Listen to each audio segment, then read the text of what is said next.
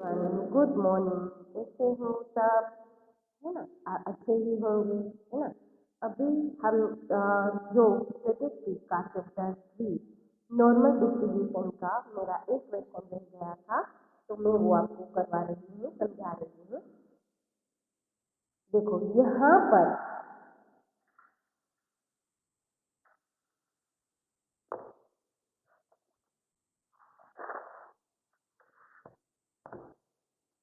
देखो यहाँ पर हमें दिया गया है सेक्शन एफ का। जैसे हमने ये सब कर लिया है, पर ये सेक्शन एफ का हमें ये क्वेश्चन नंबर 6 करना है ना?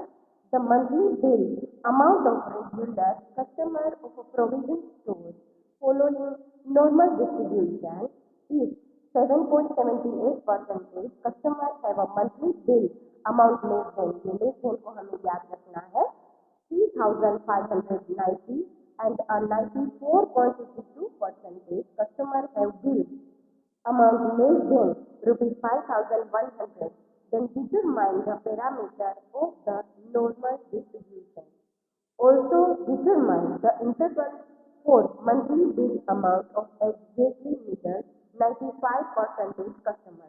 देखो यहाँ पर हमें 3 मेथड फाइंड करनी है। पहले तो ये 70.78% कस्टमर लेस देन वाला, फिर 94.52% कस्टमर वाला, और लास्ट में हमें ये 95% कस्टमर वाला फाइंड करना है। तो हमें किस तरह से करना है? It is a very important question. अगर पेपर हार्ड, भले ही इस साल थोड़ा सा पेपर हमें इजी मिलेगा, मगर ये क्वेश्चन हमें आना चाहिए। देखो मैंने यहाँ पर सोल्व करके ही रखा है। देखो IMP भी लिखा है, here is monthly bill amount of customer the bill of 7.78, जो हम पहला वाला है वही अब कर रहे हैं, of customer is less than rupees 3,590। ये लेस देन है, इसलिए देखो मैंने ये लेस देन किया है। तो 7.78% निकालने के लिए मुझे डिवाइड बाय क्या करना पड़ेगा? 100। तो ये 100 किया है, तो मेरे पास आंसर आया 0.0778। ये भी हमें ध्यान में रखना है, और ये जो है वो x1 मिल जाएगा हमें। अभी किस तरह से करना है वो आप देखो। z1 is equal x1 minus mu upon sigma, 3,590 minus mu upon sigma. The bill of 94.58% of customer is less than rupees 5,100। अभी हमने दूसरी मेथड को ध्यान में दिया, ये हमारा फर्स्ट, अभी हमने दूसरा किया, है ना? तो यहाँ पर भी लेस देन था, इसलिए मैंने P H in bracket x less than और इक्वल 5,100, 94.52 अपॉन 100, तो आंसर आया 0.9452। तो x2 मुझे मिला 5,100, z2 is equal x2 minus mu upon sigma, 5,100 minus mu upon sigma, है ना? ये दोनों को मुझे इस तरह से ये करना है। देखो यहाँ पर z is equal 0 minus infinite plus infinite, है ना? तो ये देखो 0.0778, और ये 0.9, ये मैंने 0.9452, है ना? क्यों? तो यहाँ पर 0.5 है, मगर बाकी का जो इस साइड आएगा ना, तो देखो ये मैंने किया है।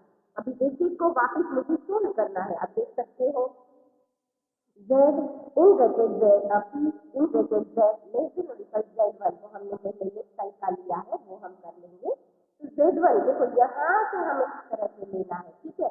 तो p in bracket z1 less than और इक्वल z लेस देन और इक्वल 0 इज इक्वल, अगर हमारे पास ये माइनस का है, उसमें से 0.5 एरिया है, उसमें से हमें ये माइनस करना है, ठीक है ना? तो देखो सेम वे मैंने वही किया है। p in bracket minus infinite, यहाँ से यहाँ तक करना है, ये माइनस इनफाइनाइट, उससे z, तो z लिखा है, फिर लेस देन और इक्वल 0 लिखा है, इसमें से मैं माइनस करूंगी p z, और z की वैल्यू z दिया है वो क्या है? z1, तो यहाँ पर लेस देन और इक्वल z1 है, ठीक है ना? कई स्टूडेंट्स ऐसे होते हैं कि जिसको ये थियरी लिखना नहीं आती है, मगर ये अगर समझोगे तो आपको आसानी से सीखने को मिलेगा। तो 0.5000 माइनस 0.0778, तो हमारे पास आंसर आएगा 0.422, मतलब 0.4222, है ना? तो ये हमें देखना है एरिया में कि यह कहाँ पर दिया गया है। तो आप देख सकते हो कि ये हमें एग्जैक्ट दिया गया है, किसमें दिया गया है? तो 1.4 में, मैं आपको बताती हूँ 1.4 में एग्जैक्ट आपको ये दिया गया है। देखो यहाँ पर 1.4 में हमें एग्जैक्ट ये दिया गया है 0 पॉइंट का किस में दिया है 0.2 में और 1.4 1.4 प्लस 0.2 करोगे तो क्या मिलेगा 0.42 देख सकते हो।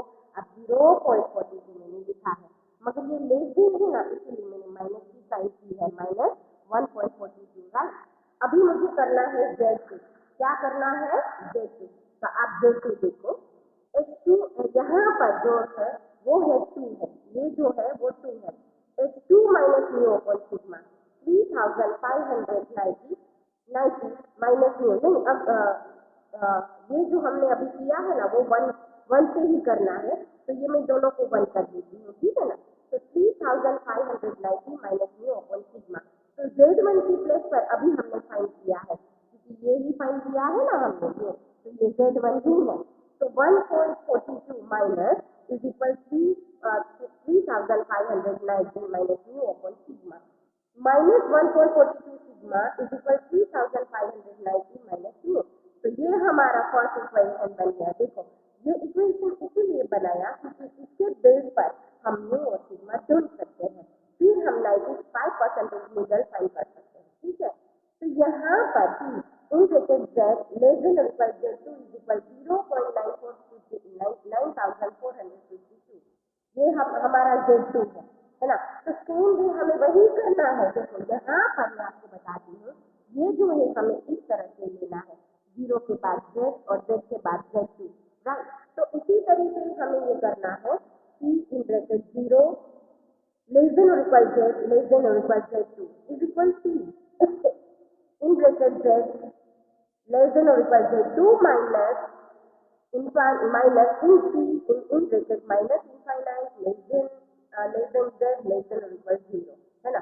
तो यहाँ पर जो हमारा Z2 है वो 0.9452 है उसमें से माइनस हम 5000 करेंगे 0.5000 तो हमारे पास जो है वो आया 0.4452।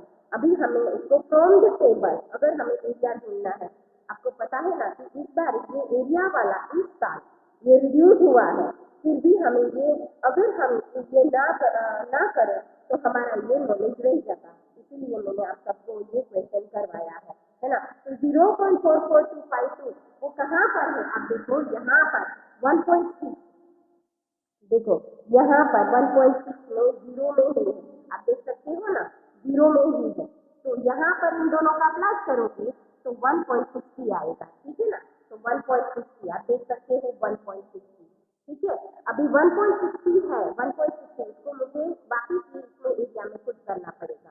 तो Z2 minus 5100 minus mu upon sigma तो Z2 की प्लेस पर मैं लिखूंगी 1.60 is equal 5100 minus mu upon sigma cross multiply होगा तो क्रॉस मल्टीप्लाई होगा तो 1 upon 60 mu is equal 5100 minus mu ये सिग्मा ये म्यू ये हमारा बन गया दूसरा equation. Subtracting equation second from equation 1 अभी इन दोनों में से हम सबट्रैक्टिंग कर सकते हैं एडिशन कर सकते हैं कुछ भी करो उसमें से आपको एक मिलेगा सिग्मा मिलेगा या म्यू मिलेगा। तो देखो यहाँ पर सबट्रैक्टिंग किया है ओके नो प्रॉब्लम तो हम सबट्रैक्टिंग करेंगे minus 1.42 sigma is equal 3590 minus mu minus ये प्लस है तो plus 1.60 sigma is equal 5100 minus mu और ये जब हम सबट्रैक्टिंग करेंगे ना तब जो प्लस है वो क्या हो जाएगा माइनस जो प्लस है वो माइनस और जो माइनस है वो प्लस। तो ये देखो कट आउट हुआ ये कट आउट हुआ तो हमारे पास आंसर आया माइनस 1510 इसमें से ये माइनस किया मैंने 3590 और ये 5100 तो minus is higher than plus है ना। तो आंसर भी माइनस में आया और इसमें से मैंने ये प्लस किया क्योंकि माइनस माइनस क्या होता है प्लस। तो माइनस 3.02 सिग्मा तो सिग्मा इज इक्वल अभी हम साइड चेंज करेंगे तो मल्टीप्लीकेशन है वो डिवीजन में जाएगा। तो 1510 डिवाइड बाई 3.02 तो हमारा आंसर आएगा 500। अभी ये 500 किसी भी हम इक्वेशन में पुट कर सकते हैं है ना। Putting sigma is equal 500 in equation 2 देखो स्टैटिस्टिक्स में ये थियरी लिखना कंपलसरी है ठीक है ना कंपलसरी है। So 1.60 multiplied 500 is equal 5100 minus mu. 800 is equal 5100 minus mu. So mu is equal 5100 minus 800. तो म्यू इज इक्वल, इसमें से आप माइनस करोगे तो 4300। तो अभी मुझे म्यू भी मिल गया, अभी मुझे सिग्मा भी मिल गया। तो मुझे अभी 95% वाला करना है। देखो ये मैंने बताया था ना, ये क्वेश्चन में मैंने आपको बताया था कि ये एग्जैक्टली मिडल 95% कस्टमर है। तो हमें किस तरह से करना है, देखो interval for a monthly bill amount of exactly middle 95% customer. Mu is equal 4300, sigma is 500. 95% customer, तो उसको 95% करेंगे तो mu प्लस माइनस 1.96% है ना, प्लस माइनस। तो एक बार हम क्या करेंगे, माइनस करेंगे और एक बार हम क्या करेंगे, प्लस करेंगे। ठीक है ना, ये 95% वाला है जो मैंने आपको प्रॉपर्टीज में करवाया था। जो प्रोबेबिलिटी है ना, उसकी जो प्रॉपर्टीज है उसमें मैंने ये बताया था कि अगर 95% है तो कौन सी फॉर्मूला आती है, तो ये फॉर्मूला उसमें है।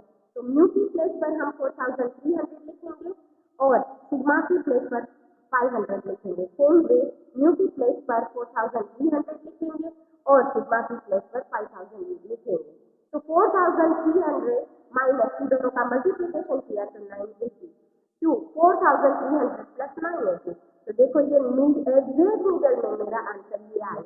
तो ये क्वेश्चन भले ही इस बार ना पूछा जाए, 2021 के पेपर में ना पूछा जाए, मगर it is a very important question. उसी तरीके से मैं बता रही हूँ आप सबको कि हमें एमसीक्यू किस तरह से करने हैं। MCQ is also very important right. तो देखो यहाँ पर आप देख सकते हो, which of the following probability density function for a normal variable x with mean यहाँ पर देखो mu and sigma standard deviation sigma, तो उसका आंसर ये आएगा सी, क्योंकि ये सब प्रोबेबिलिटी डेंसिटी फंक्शन है राइट। उसी तरीके से for a normal variable X with mean mu and standard deviation sigma, which of the following is a standard normal variable Z for it. तो यहाँ पर जो आंसर है वो आएगा X minus mu upon sigma. ठीक है, ये जेड की फॉर्मूला है। उसी तरीके से which of the following probability density function for a standard normal variable, तो ये भी हमारा जो फंक्शन है उसकी फॉर्मूला है, तो ये आंसर आएगा बी राइट। उसी तरीके से which of the following are mean and variance of standard normal variable, तो मीन 0 और वेरिएंस क्या होगा 1 right. What is the total area under normal curve among the following, तो आंसर आएगा 1 है ना। टोटल एरिया 1 ही है ना, लेफ्ट साइड 0.5 और राइट साइड 0.5 राइट। फिर what is the area under the normal curve to the right hand side of a perpendicular line x is equal mu, it is a very important. तो ये answer होगा 0.5। उसी तरीके से in a normal distribution usually which limit include 99% of the observation, तो होगा the mu plus minus 2.575 sigma. उसी तरीके से in normal distribution usually what percentage of observation are included in the limit mu plus minus sigma, तो ये होगा 68.26%, क्योंकि ये इसकी वैल्यू है और यहाँ पर परसेंटेज दिया गया है इसीलिए। Which of the following is the approximate value of mean deviation for a normal variable, तो आंसर होगा 4/5 सिग्मा, क्योंकि ये मीन डेविएशन की फॉर्मूला है। Which of the following is the approximate value of quartile deviation for standard normal variable, तो ये answer होगा 2/3। समझ में आया। यहाँ पर जो आंसर है वो है ये जो क्वार्टाइल डेविएशन है ना बेटा, उसका आंसर होगा, एक मिनट,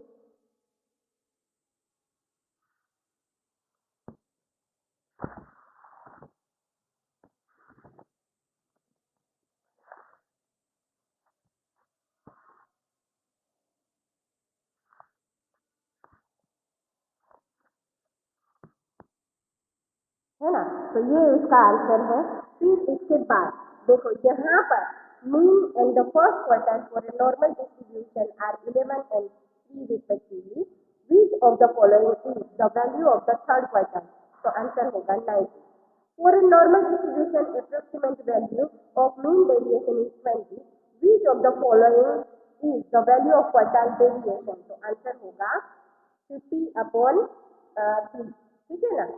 फिर हमारे पास है इन usual notation in a normal distribution A is equal 25, mu is equal 20 and sigma is equal 5, then which of the following is the value of standard normal variable? तो आंसर होगा 1। Mean of the normal variable x is 50.